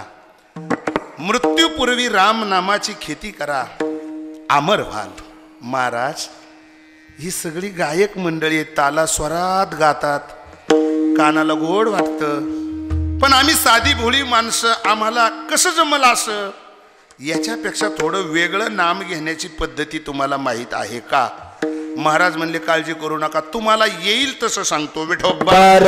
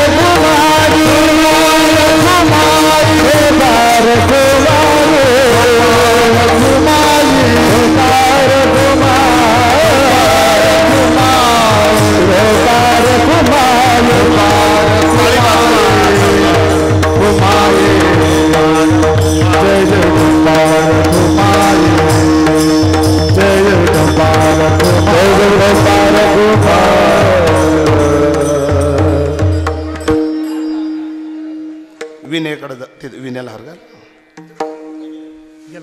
यथामथित यथावकाश धावत्या वेगामध्ये अभंगाच्या 3 चरणाचा शब्द अन्वय आपल्या समोर ठेव. जाऊ द्या वेळ आपली संपली. काटा 12:30 गेला. खरंच म्हणजे आपण जाणकार श्रोते आहात. या परिवाराच्या दुःखात सहभाग नोंदवण्यासाठी भक्त इष्ट सज्जन स्वकीय राजकीय शैक्षणिक आध्यात्मिक क्षेत्रातील सर्व मान्यवर या प्रभागातील या ठिकाणी आहात. पण आपण कोणी घड्याळाकडे बघितलं नाही. कारण आजची जी मैफल आहे कार्यक्रमासाठी ही एकाहुनी बळी रे. निस्ता मी मुखातून शब्द काढायचा आणि त्यांनी प्रमाण अर्थान्वयासह त्या ठिकाणी टाकायचं. मोठमोठ्यांना साथ केलेली ही मंडळी आहेत. गायनात गोडवा आहे.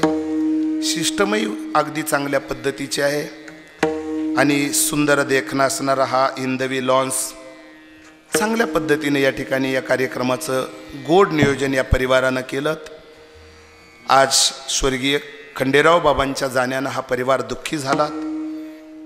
बापजी भाऊ आणि दशरथ भाऊ, त्याचप्रमाणे भगिनी इंदुताई यांच्या जीवनातील एक पितृछत्र हरपलं. जगी ऐसा बाप व्हावा त्याचा वंशवृद्धी जावा, किंवा ओळखी बापाला ब्रह्म तेव्हा धावी नला, नेत्री अश्रूची या धारा. ब्रह्म रडतय ज्या बापासाठी ते असं पितृछत्र जीवनातलं हरपलं गेलं. का ज्या बापानी लेकरांवर संस्कार दिले. नातू पंतू पुढची पिढी सुसंस्कृत आणि पारमार्थिक आहे. देशमाने परिवार अर्थात तांगडी गावातील सर्वच मंडळी. गावात 2-3 सप्ते होतात. उंचीची वक्ते या ठिकाणी कीर्तन करून गेलीत. जीवनाला दिशा देण्यासाठी शास्त्र अवगत केलेला हा सर्व परिवार हे गाव आहे, ही पंचक्रोशी आहे. आणि आज बाबांनी त्यांच्या आयुष्यभरातली कमाई चित्रगुप्ताच्या दरबारामध्ये ठेवत असताना बाबाजी भाऊ आणि दशरथ भाऊ, त्याचप्रमाणे खंडेराव बाबांचे सर्व पुतणे बंधू पंढरीनाथ भाऊ, त्याचप्रमाणे सर्व नातू, त्यामध्ये इतकं कळकळीनं दररोज मला वाटतं 2-3 फोन असायचे किरणदादाचे. मला कधी कधी तर मला असं वाटायचं की फोन घेऊ का ना घेऊ या बाबाचे, इतके फोन. आणि प्रत्येक वेळेस काहीतरी एक वेगळी समस्या असायची. ती सॉल्व करत असताना ते म्हणायचे कार्यक्रम चांगला झाला पाहिजे, सुंदर झाला पाहिजे. महाराज गुणीजन चांगलेच आपण बोलवलेले आहेत, सगळेच आले पाहिजे. त्यांच्याशी 4-4, 5-5 वेळेस फोन. एक हा आपल्या पूर्वजांचा संबंध जपण्यासाठी जी मुलं सात्विक पारमार्थिक असतात त्यांना या गोष्टीची कळकळ असते. नाही तर कार्यक्रम झाला काय, बुवा आला काय, गेला काय, पुन्हा एकदा तारीख दिली तर पुन्हा ते संपर्कात सुद्धा नसतात. वेळोवेळी पुन्हा त्या महाराजांची कधी गाठ भेट नाही, काही नाही. मग जरा आपण म्हटलं का तुमचा फोन, ते म्हणले दिली नाही एकदा तारीख, मग पुन्हा घडी घडी काय सांगायचं काम आहे. म्हणजे इतक्यापर्यंत. पुन्हा एवढंच नाही, ज्ञानेश्वरी बुवानंच आणायची, बुका बुवानंच आणायचं, आणि सगळं त्यांनीच पाहायचं. इथं सगळ्या गोष्टी जिथली तिथं आहे. सिस्टम तशी आहे. कार्यक्रमाचं शूटिंग करायला सुद्धा अगदी व्यवस्थितपणे कॅमेरा आपण लावलेला आहेत. आणि आपला हा कार्यक्रम या ठिकाणी या कार्यक्रमाचं चित्रीकरण होतं आहे. निश्चितच बाप कळाला. शास्त्र सांगतं 2 पोरांना, 2 पोरं. ही सुदैवानं योगायोगानं म्हणा 2च आहे. एकाचं नाव आहे राम आणि दुसऱ्याचं नाव आहे परशुराम. 14 वर्षाचा वनवास सहन केला असेल तर तो आपल्या बापासाठी रामानं वनवास सहन केला. वशिष्ठाच्या हातून मुहूर्त निघाला. वशिष्ठ म्हणजे त्या घराण्याचे कुलगुरू.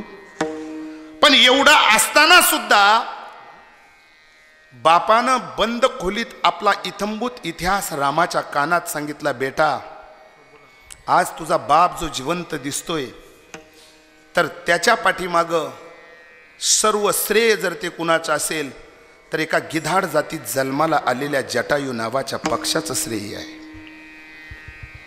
रामानं विचारलं, पिताश्री काय इतिहास? अरे आपला जो काही घराणा आहे सूर्यवंशातील सगळेच राजे उंचीचे, मग ते खटवंग राजापासून तर आज राजापर्यंत त्याच्या या अगोदरचे सगळे एक एकाहुनी बळे स्वर्गात अपडाऊन करत होती, स्वर्गात देव लोकांना मदत करत होती. हा आपल्या घराण्याच्या उंचीचा भाग आहे. ठीक आहे पिताश्री, पुढे काय? स्वर्गात एक दिवस देवतांनी मला स्वर्गात बोलवलं आणि युद्ध करायला मी तिथं गेलो आणि देव लोकाला मी विजय प्राप्त करून दिला. कारण अर्जुन जरी धनुर्विद्येत परांगण वाटत होता, पण अर्जुनाच्या हजारो पटीनं धनुर्विद्येमध्ये परांगत होते ते राजा दशरथ. आणि मग तिथं वैऱ्याला कमी समजायचं नसतं. त्या वैऱ्यानं सर करत बाण सोडला आणि बाण सोडल्यानंतर तो बाण माझ्या रथाच्या आकाला लागला आणि धाड दिशी चाक मोडून पडलं. आता बाकी तुझा बाप चेंडूसारखा गरगर गरगर करत निसटला. धरणीवर पडून तुझ्या बापाच्या देहाचे तुकडे तुकडे तुकडे तुकडे होणार आहे. पण नशीब बलोत्तर आपल्या भक्ष्य पकडण्यासाठी तो गिधाड आकाशात भटकंती करत होता. त्यानं असे पंख फडकवले आणि मला त्यानं त्याच्या पंखावर झेललं, खाल्लं नाही. मरून गेला असता तुझा बाप. बाप लेकाचा बंद खोलीत संवाद आहे, ऐकताय तुम्ही सगळेजण. मग मी त्याला विचारलं माझी मूर्छा गेल्यानंतर, बाबा तू भक्ष्य म्हणून मला खाऊन टाकलं असतं तर काय नसतं केलं. अरे आज माणसं माणसावर उपकार करत नाही आणि तू गिधाड असून एका राजावर उपकार केलास. माझं एवढं कीर्तनातला मुद्दा घरी नेला तर फार बरं होईल. माणसं माणसावर उपकार करत नाही आणि गिधाड असून एका राजावर त्यानं उपकार केला. दुरावलेली विखुरलेली मन कधीतरी एकत्रित करा. किती दिवस वैराचार स्वैराचार, कधीतरी जीवन परोपकारी ठेवा, शेवट चांगला होतो. आणि तू गिधाड असून सुद्धा उपकार केलास. हा राजा तुझ्यावर प्रसन्न आहे. बोल, माझं राज्य तुला देऊ, माझी संपत्ती तुला देऊ, तू मुंह मागे मी तुला द्यायला तयार आहे. पण हुशार तू गिधाड. त्यानं राजाला सांगितलं, तुम्हाला होणाऱ्या 4 अपत्यापैकी तुमचा थोरला मुलगा मला मरताना मांडी द्यायला द्या. संकल्प सोडला. कालांतरानं राजा दशरथाला 4 अपत्य झाली. ऐकताय तुम्ही सगळेजण. आणि वशिष्ठाच्या हातून राज्याभिषेकाचा मुहूर्त निघाला. उद्या राम अयोध्या नगरीचा राजा होणार आहे. पण उगाच बऱ्याच रामायणाचार्यांनी काही डॅमेज केली. का कैकेयीने सांगितलं आणि राजा दशरथानं सांगितलं आणि राजा दशरथानं वर मागितला का ज्येष्ठाला वनांतराला धाडवा आणि कनिष्ठाला राज्यभार द्या.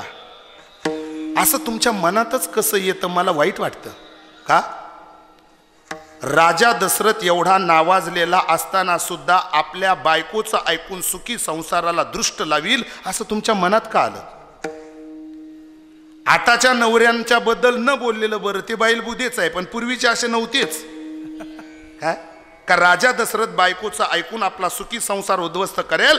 मग राजा दशरथानं रामाला सांगितलं आणि बाप लेकाचा संवाद झाला आणि मग त्यानं रीत सांगितली पोराला, रघुकुल रीत सदा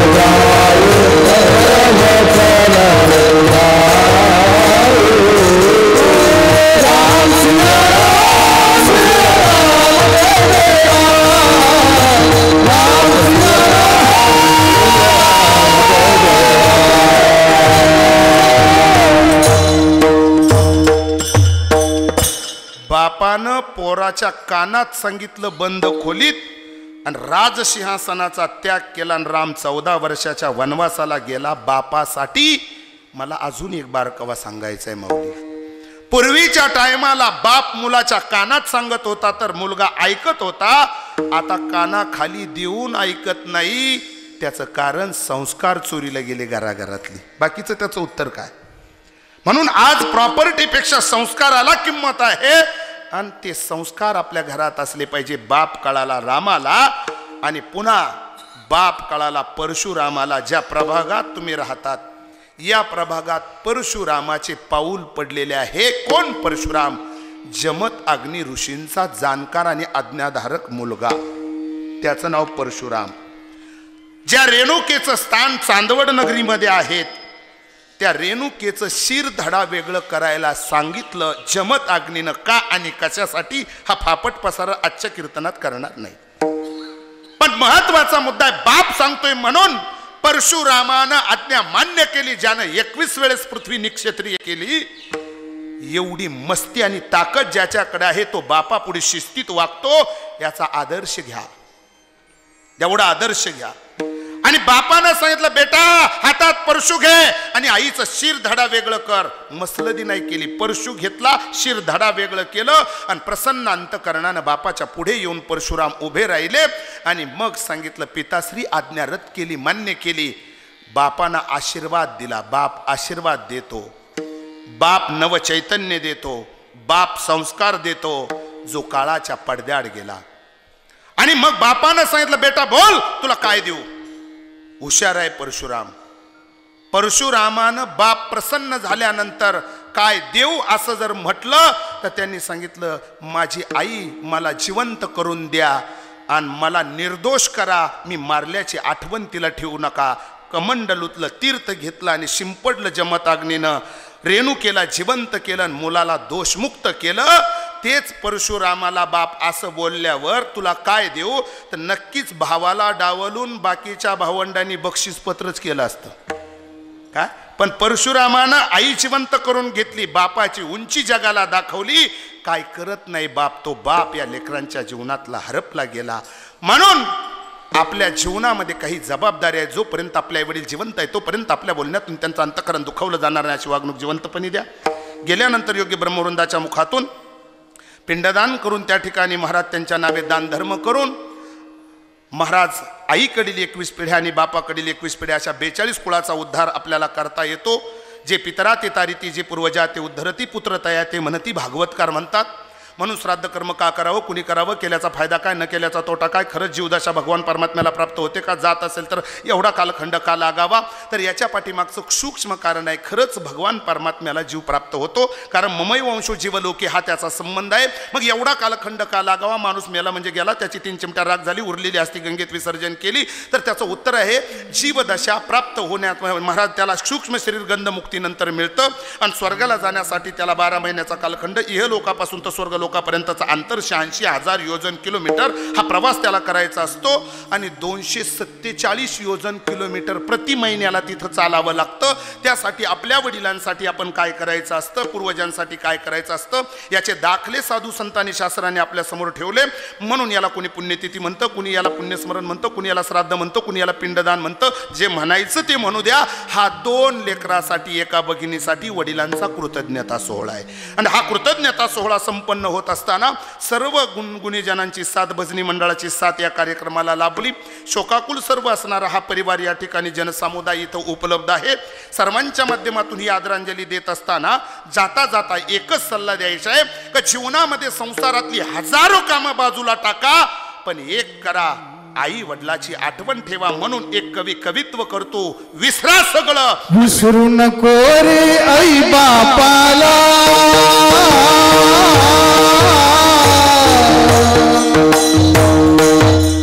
विसरू नको रे आई बापाला, झिजविल त्यांनी काया, काया झिजवून तुझ्या शिराला धरली सुखाची छाया. मानवा मिळणार नाही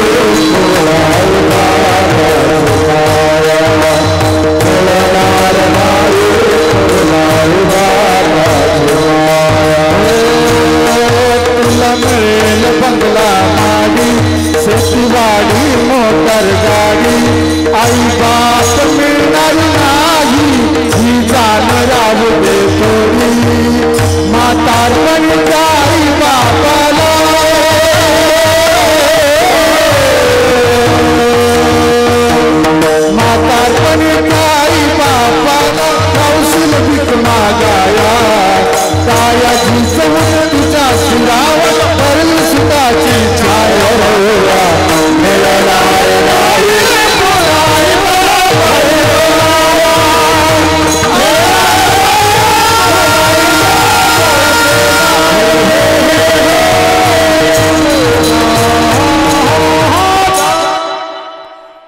सर्व मिळेल जीवनामध्ये, आई वडील नाही मिळत. म्हणून बाप जरी गेला असेल तर गंगा भागीरथी हौशाची रुक्मिणीच्या रूपाने या देवघरामध्ये, या लेकरांच्या देवघरामध्ये आहेत.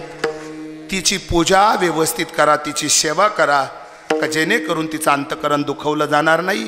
विशेषत्वानं मुलांपेक्षा मुलीपेक्षा दोनही असणाऱ्या लक्ष्मीच्या पावलानं आलेल्या सुना. इथून मागे तुम्ही सासूचं नातं ठेवलं, आजपासून हौशाजी आमची सासू नाही ती आई आहे असं म्हणून तुम्ही त्यांची सेवा करा. तीच कुटुंबाच्या माध्यमातून स्वर्गीय वैकुंठवासी खंडेराव बाबांना खरी आदरांजली श्रद्धांजली असेल असं मी नमूद करतो.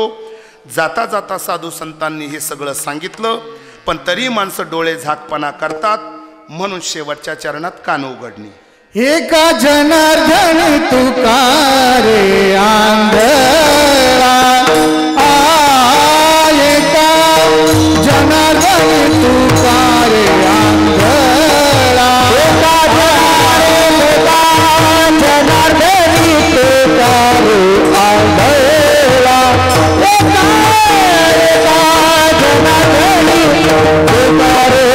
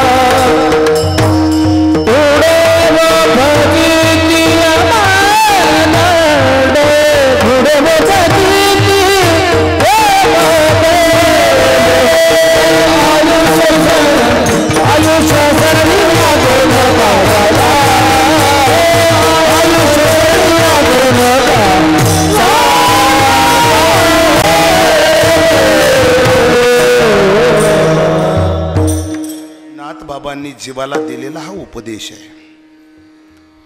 आता तू डोळस बुद्धीनं जीवन जग बाबा. देवानं तुला आयुष्य दिलं.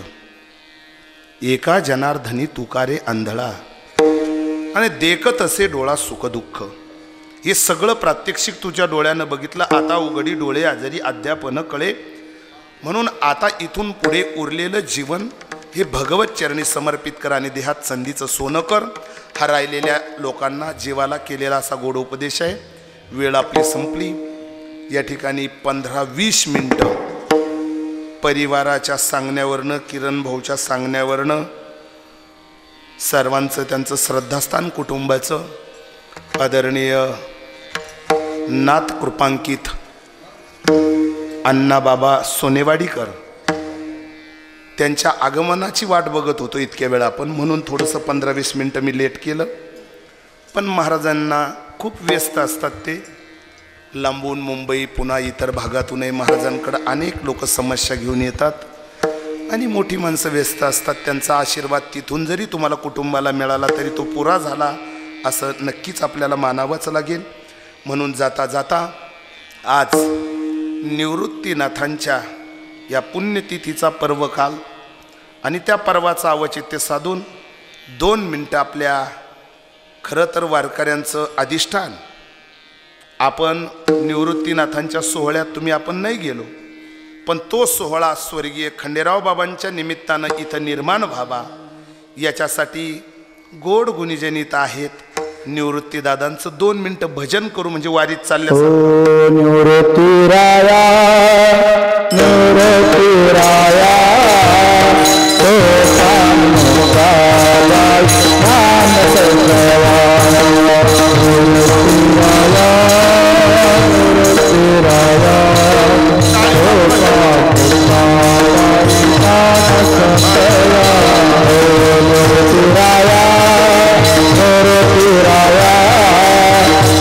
Hare